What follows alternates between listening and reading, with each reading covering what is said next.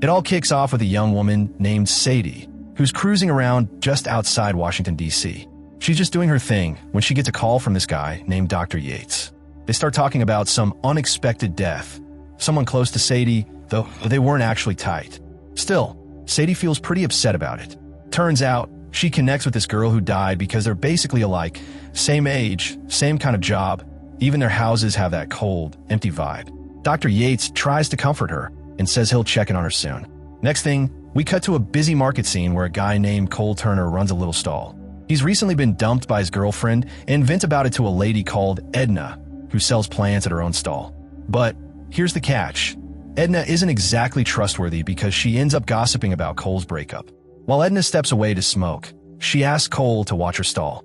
During this time, Sadie, yep, the same girl from before, wanders into Edna's stall, browsing through the plants. Cole notices her and steps up to see what she's after.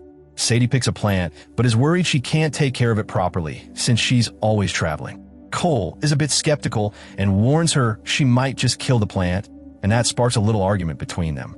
Edna comes back and settles things by charging Sadie $10 for the plant, and Sadie walks off with it.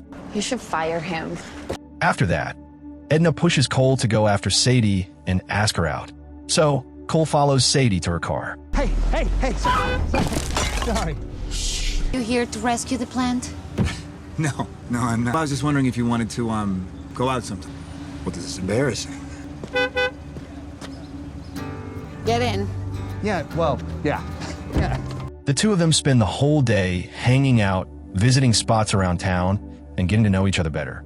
Sadie works as an art curator and travels all over the world, while Cole is busy writing a book about farming plants. Kind of an interesting combo. They chat about all sorts of things, including horror movies.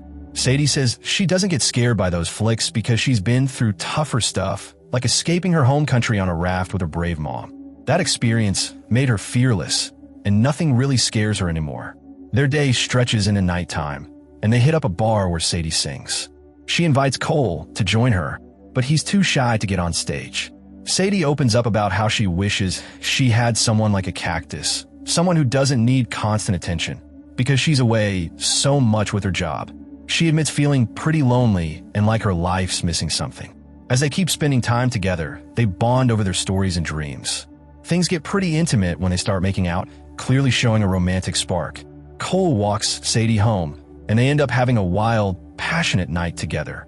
Afterward, Cole goes home and tells his parents about Sadie. They're happy for him, but his sister Maddie warns him he might mess things up because he tends to get way too excited about new relationships. Cole tells his family that he thinks Sadie could be the one. Even though his mom says he's a bit over the top sometimes, they're supportive. In the next few days, Cole keeps texting Sadie, but she doesn't reply. His dad guesses why she might be silent, but Maddie is more straightforward. Sadie has totally ghosted him. Then Cole remembers he left his inhaler, which has a tracker, in her purse. He checks the tracker and sees she's in London. Even though Maddie tells him not to, Cole decides to surprise Sadie by flying out to London. Cole, you can do this. He's gonna think that you're psycho. I'm going to London.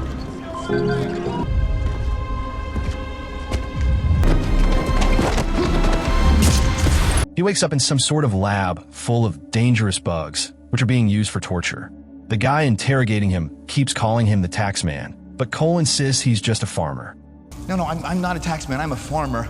It truly is an honor to torture you today. This is going to be fun. Sadie. Know how to use a gun? Yeah. Get down! No, they think I am a taxman. They think you're the tax man? You're the taxman. Oh my God. Oh, God. Eventually, they escape the lab and end up outside in the Khyber Pass, which is in Pakistan. When they try to leave in her Jeep, local security forces attack them. Get off the bus!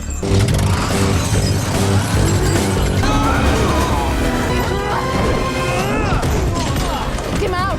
They usually tap!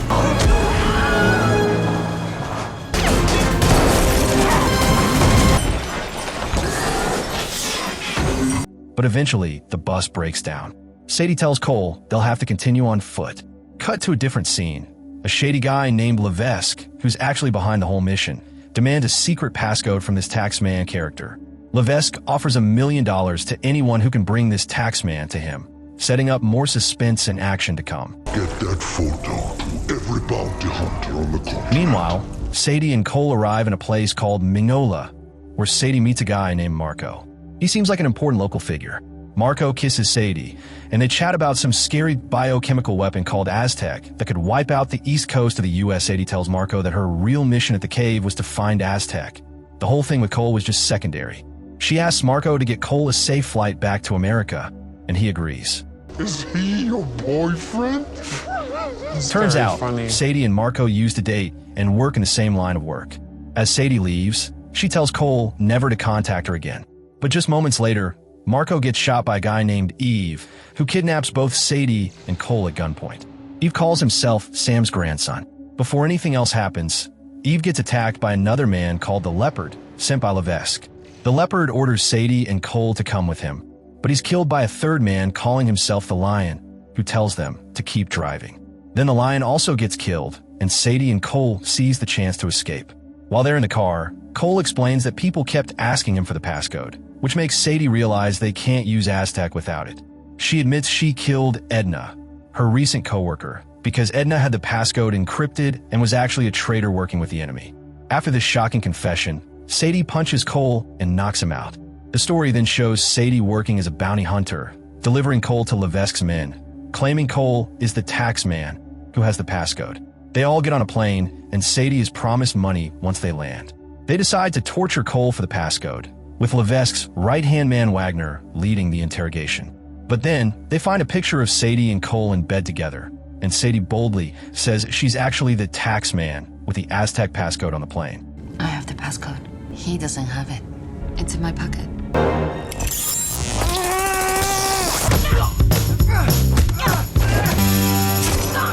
I said, are you going?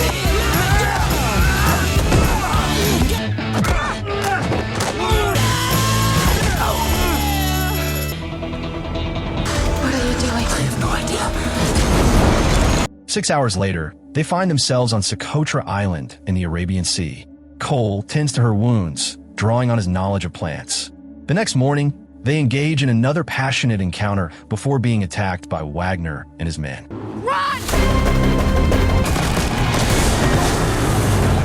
This is the United States Marines.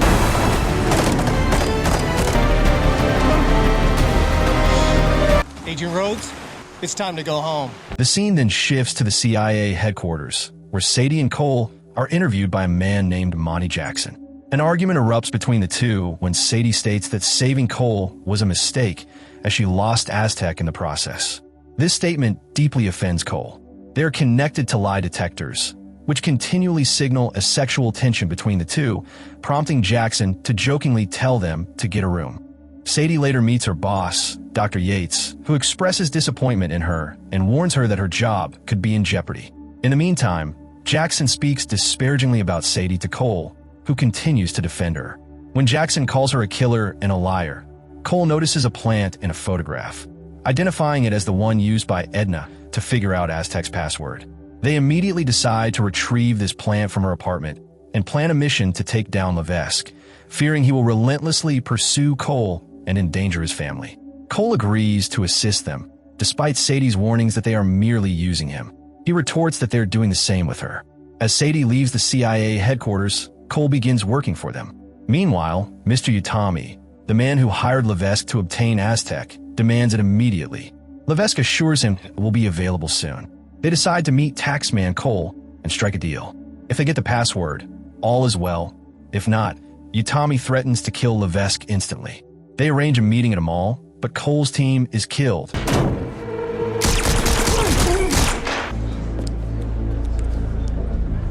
Cole chooses to stay, confident that Sadie will come to his rescue.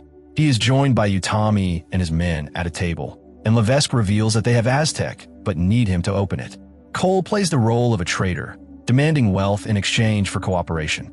Levesque, however, remains skeptical, having seen through Cole's ploy.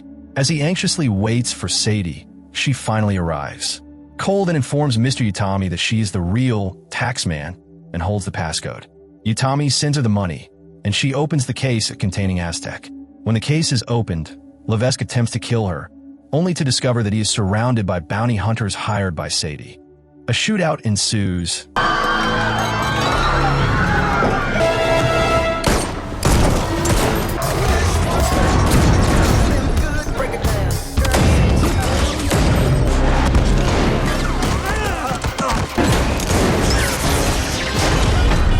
Suddenly, the entire building where the others are engaged in combat starts to rotate, creating even more chaos. In the midst of this turmoil, You need to get me out. I'm the boyfriend.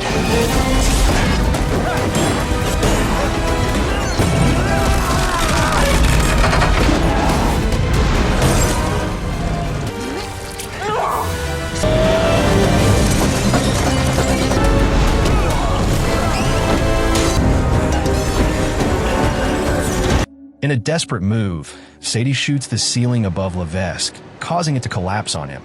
He is crushed to death, leaving Sadie in control of Aztec and Cole safe.